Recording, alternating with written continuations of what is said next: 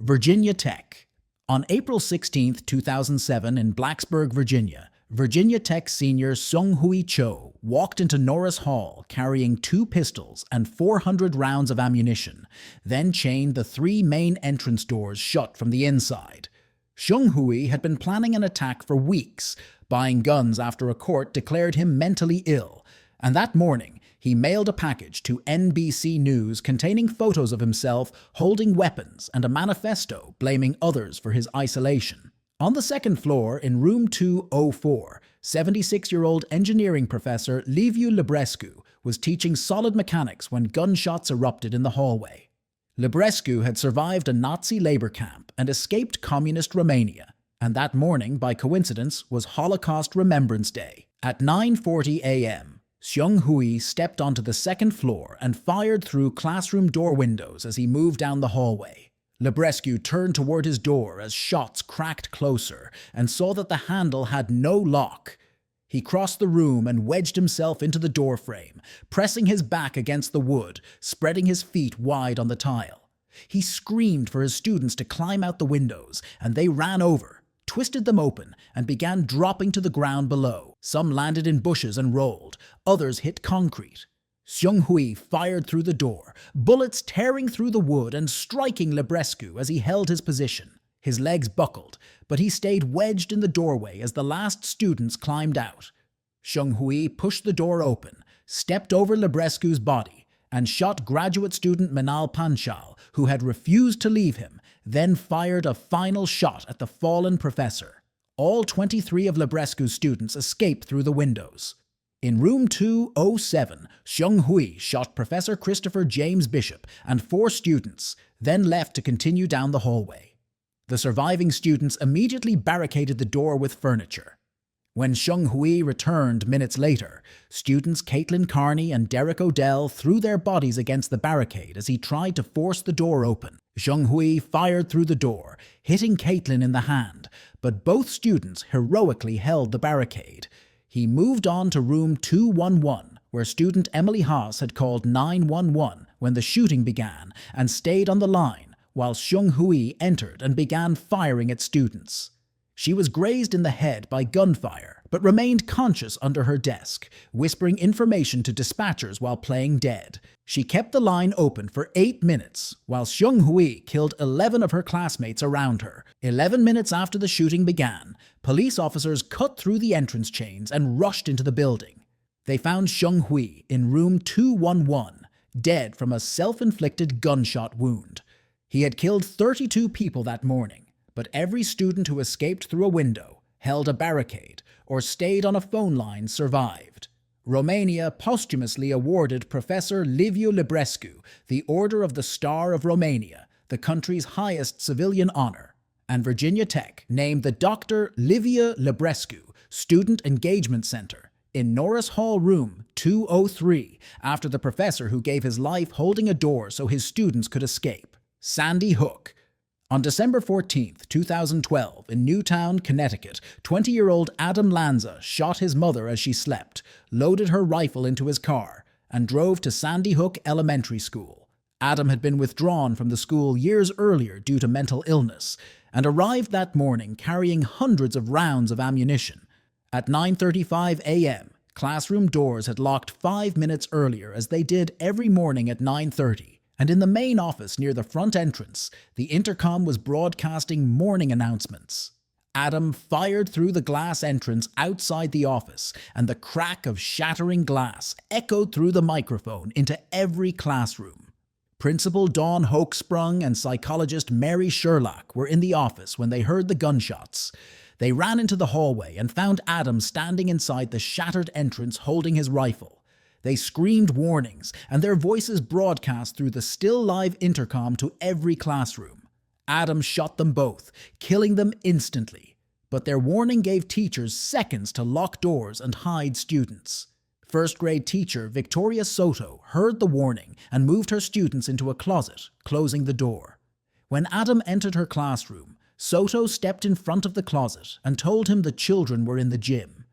Adam turned toward the door, but the closet suddenly opened, and students ran toward the exit. Soto threw herself between them and Adam's rifle and was shot while shielding them.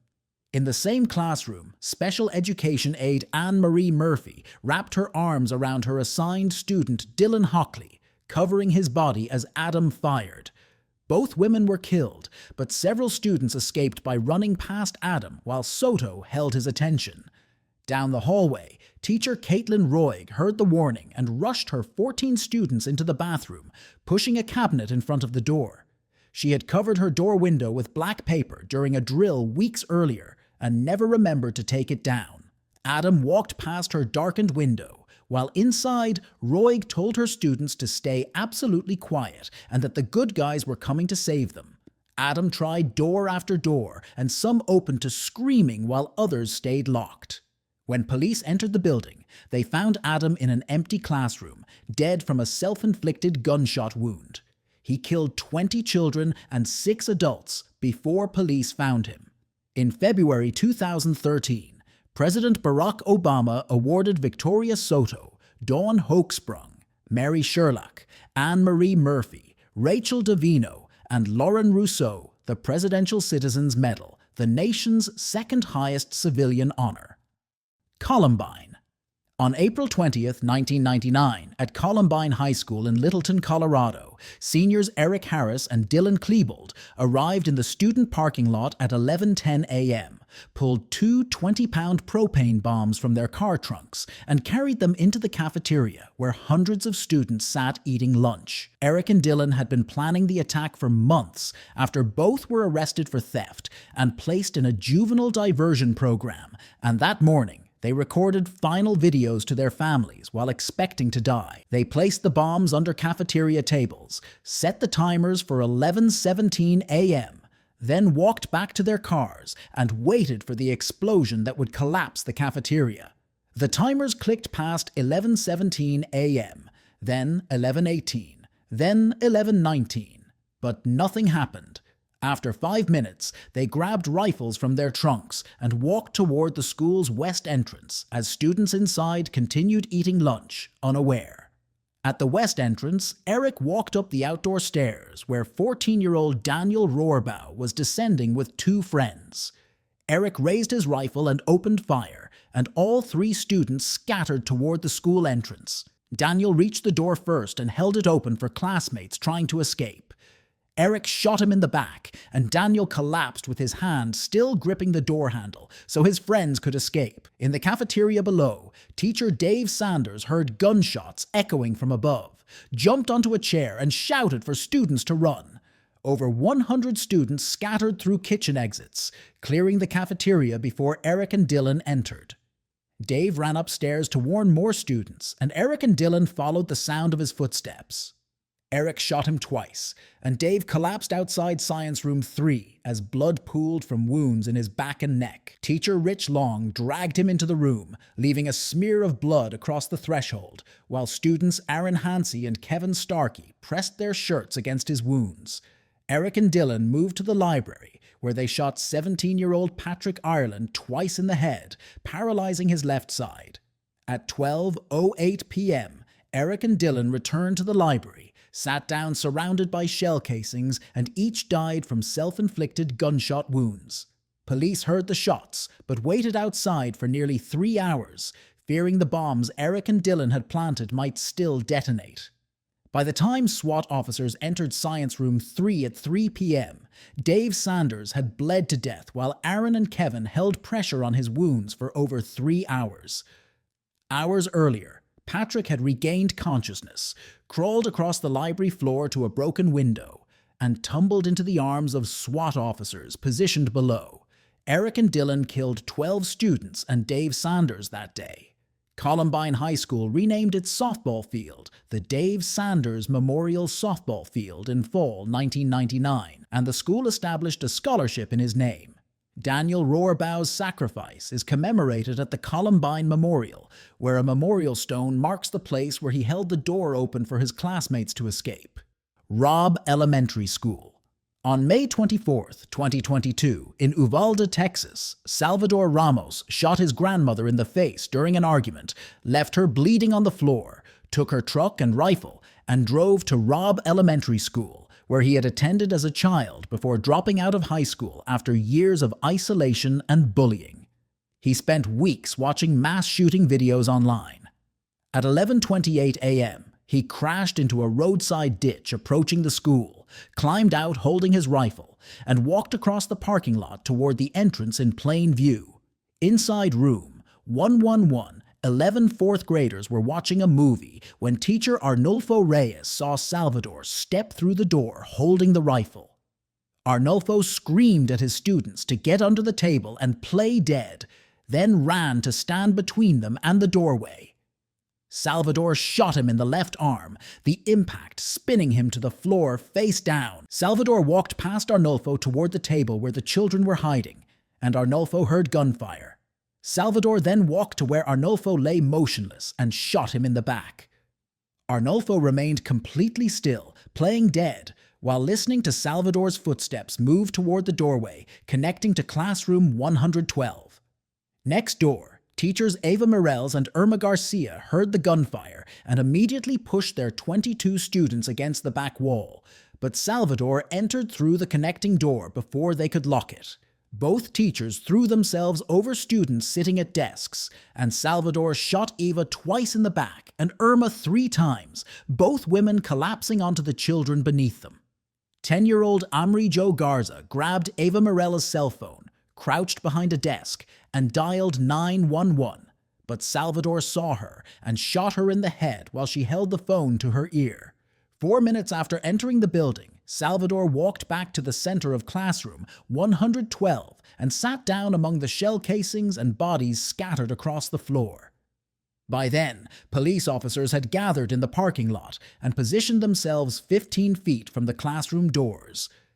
For 77 minutes, they waited for authorization to breach. Inside, wounded children bled out on classroom floors. At 12:50 p.m., a Border Patrol tactical team breached the doors and shot Salvador multiple times, killing him where he sat. When agents entered classroom 112, they found Irma Garcia's body draped over students, her arms still wrapped around them.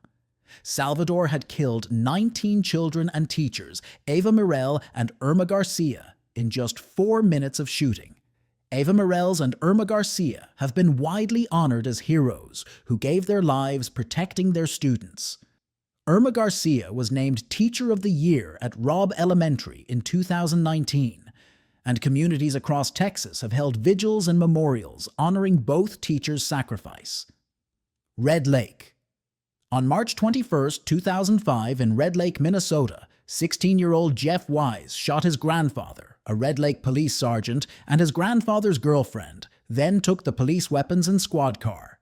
Jeff had spent months watching Columbine High School shooting videos online before driving the squad car 2 miles to Red Lake Senior High School. At 2:49 p.m., he rammed the squad car into the school's front entrance. Security guard Derek Brunn sat unarmed at his desk near the metal detector when he saw Jeff climb out holding a shotgun. His fellow guard, Leanne Grant, screamed at him to run, but Derek stood and walked directly toward Jeff to confront him. Jeff raised the shotgun and fired twice at point-blank range, both blasts hitting Derek's chest, and Derek collapsed dead. Leanne ran deeper into the building, screaming warnings while Jeff fired shots down the hallways behind her. 15-year-old Thurleen Stillday burst from a classroom and ran ahead of Leanne toward the exit. But Jeff shot down the hallway and hit Thurleen from behind, and she fell bleeding on the floor. Leanne glanced at Thurleen, bleeding but kept running, pushing the students behind her forward toward the exits. In another hallway, 62-year-old teacher Neva Rogers saw students running from gunfire and pounded on the nearest classroom door. Teacher Missy Dodd opened it and pulled Neva inside the study hall, where 15 students were hiding. At 2:51 p.m., Jeff reached the study hall door, shot through the glass panel, reached his arm through the broken glass, unlocked the door from inside, and pushed it open. Neva Rogers stood and began praying aloud, and Jeff walked to her and shot her multiple times in the head. 15-year-old Jeffrey May, a 300-pound freshman, charged across the room and grabbed Jeff and tried stabbing him with a pencil, the only weapon he had. Jeff shot Jeffrey twice in the neck and once in the jaw, paralyzing the left side of his body, but the attack gave other students time to escape the study hall. At 2:54 p.m., police responding to students' 911 calls entered through the damaged entrance and spotted Jeff in the main hallway. Officers opened fire, hitting Jeff 3 times in the back, leg, and arm, and Jeff staggered back down the hallway toward the study hall. At 2:58 p.m., Jeff shot 2 more students hiding inside, then put the shotgun under his chin and killed himself. The attack lasted 9 minutes and killed 9 people, but the students Leanne evacuated after Derek confronted Jeff survived. The Red Lake community honors Derek Brunn and Neva Rogers every March 21st with an annual Remembrance Day walk and program. Umpqua Community College. On October 1st, 2015, at Umpqua Community College in Roseburg, Oregon, 26-year-old Chris Harper Mercer walked into Snyder Hall carrying a backpack with 2 handguns. He had been off psychiatric medications for years and spent months online studying mass shooters before targeting Classroom 15, his own class. Outside the classroom, Harper Mercer pulled the guns from his backpack, and 43-year-old nursing student Serena Moore saw him through the window and wheeled to the door, trying to lock it. Harper Mercer pushed the door open, raised a handgun, and shot Serena multiple times in the abdomen, and she slumped forward, bleeding. He stepped over her wheelchair, entered the classroom where 18 students and 67-year-old Professor Lawrence Levine sat, and fired into the ceiling. He ordered them to the floor, and students scrambled from desks, crawling to the center while Professor Levine stood. Harper Mercer walked to Levine, raised the gun to his face, and fired at point-blank range, and Levine collapsed dead. In the fitness classroom next door, connected by an interior door, 30-year-old Army veteran Chris Mintz heard the ceiling shot, then screams, then gunfire. Mintz ran to the connecting door, planted his body against it, and spread his arms across the frame, blocking the entrance. His classmates grabbed their belongings and ran out the rear exit while Mintz held his position. Inside Classroom 15, Harper Mercer walked among students on the floor asking if they were Christian, and when they answered yes, he shot them in the head. Mintz left the door and ran to the library down the hallway. He burst through the doors yelling for everyone to evacuate, and 20 students dropped their books and ran out. Mintz ran back toward Classroom 15 and found a wounded student in the hallway bleeding from his leg. He knelt beside the student and whispered to stay down and quiet. Harper Mercer stepped out of Classroom 15 into the hallway and saw Mintz kneeling there. Mintz looked up and pleaded not to be shot, saying it was his son's 6th birthday.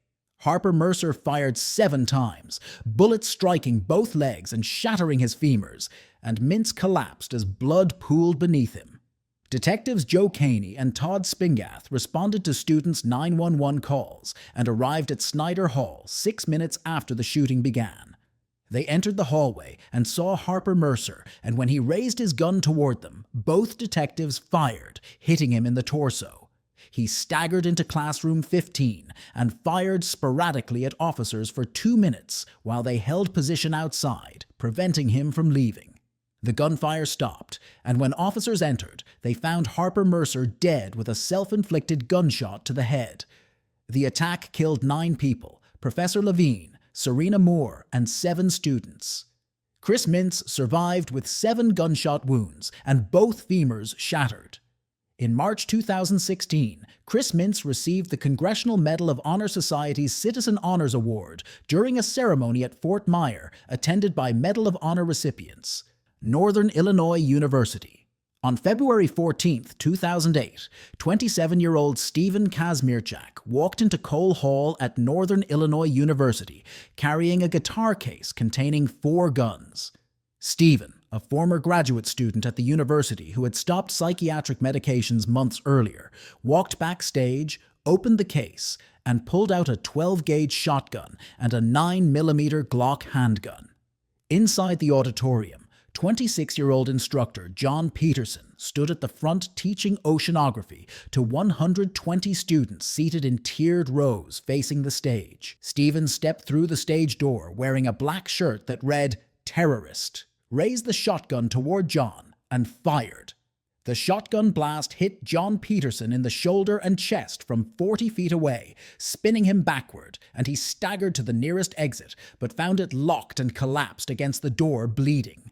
Stephen fired 5 more shotgun blasts into the tiered seats, buckshot spraying across rows of students, and 20-year-old sophomore Maria Christensen, sitting in the 4th row, was struck in the face, neck, and shoulder. Maria dropped to the floor between the seats and stayed there motionless, her eyes closed and her breath barely audible, while chaos erupted around her. After emptying the shotgun, Stephen paused to reload, and in that moment, dozens of students throughout the auditorium who had been hiding under desks scrambled up and sprinted toward the rear exits. He dropped the empty shotgun, pulled the 9mm Glock from his waistband, and began walking down the center aisle, firing at the students running ahead of him. Students fell dead as bullets hit them in the back, some collapsing just feet from the exit doors they had almost reached. Stephen continued down the aisle, stepping over bodies, and walked past Maria lying motionless between the seats without stopping. After walking the length of the auditorium for nearly 90 seconds, he returned to the center of the stage, raised the Glock to his right temple, and pulled the trigger. Police arrived within 2 minutes of the first shots, entered the auditorium, and found Stephen Kazmierczak dead on the stage with the Glock beside his body. 5 students lay dead in the aisles and among the tiered seats, and 17 others were wounded, including John Peterson collapsed by the locked exit, and Maria Christensen motionless between the seats. Both John Peterson and Maria Christensen were rushed to hospitals where they survived after surgery. Marysville-Pilchuck High School. On October 24, 2014, at Marysville-Pilchuck High School in Washington, 15-year-old Jalen Freiberg walked into the cafeteria during lunch period carrying a .40 caliber Beretta concealed in his waistband.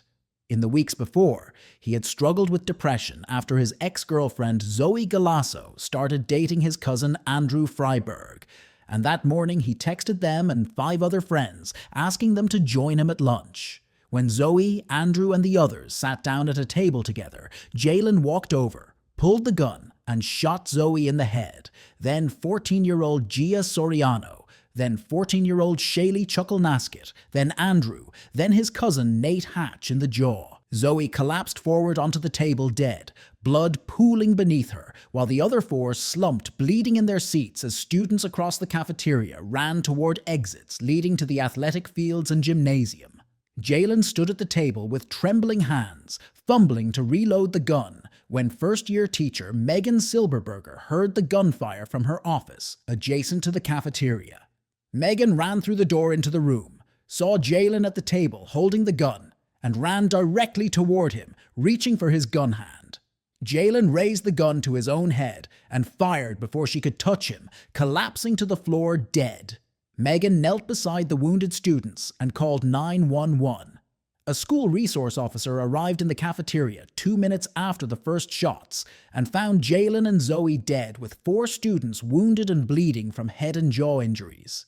Paramedics transported Gia, Shaylee, Andrew, and Nate to hospitals in critical condition, where Gia died from her head wound 2 days later, Shaylee a week later, and Andrew 2 weeks later. Nate survived with a shattered jaw that required reconstructive surgery. The Marysville Police Department awarded teacher Megan Silberberger the Chief's Meritorious Service Award for her courage in running directly toward the gunman. Marysville-Pilchuck High School also established an annual memorial walk to honor the victims of the 2014 shooting and remember Megan's heroism in preventing further loss of life.